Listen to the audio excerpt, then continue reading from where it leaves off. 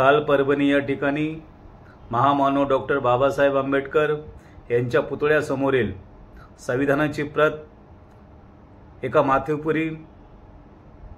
माथेफिरूने त्याची विटंबना करण्यात आलेली आहे।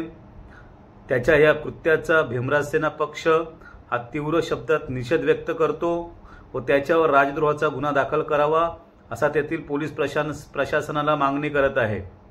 त्याचप्रमाणे आत्ताच माझी जिल्हाधिकारी गावडे यांच्याशी बोलणं झालेलं आहे। या घटनेनंतर परभणीमध्ये आंबेडकरी समाजाच्या वतीने जे हिंसक आंदोलन करण्यात आलेलं आहे ते आंदोलन आता शांततेत पार पाडावे अशी मी सर्व भीमसैनिकांना विनंती करतो।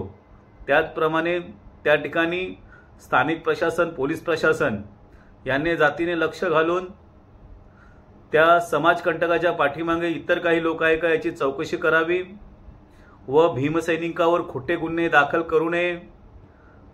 माझी आपल्या माध्यमातून सर्व भीमसैनिकांना विनंती आहे की आपण आता शांततेने आपलं आंदोलन करावं।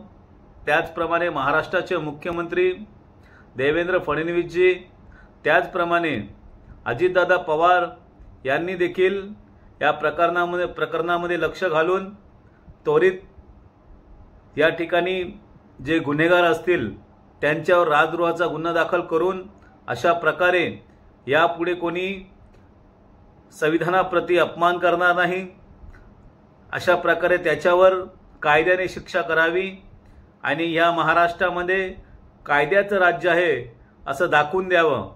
भीमराज सेना पक्ष जर का या प्रकरणामध्ये सरकारने गांभीर्याने लक्ष न घातले नाही आणि जर का आरोपीला मोकट सोडले तर भीमराज सेना पक्ष याच्या विरोधामध्ये आंदोलन करेल।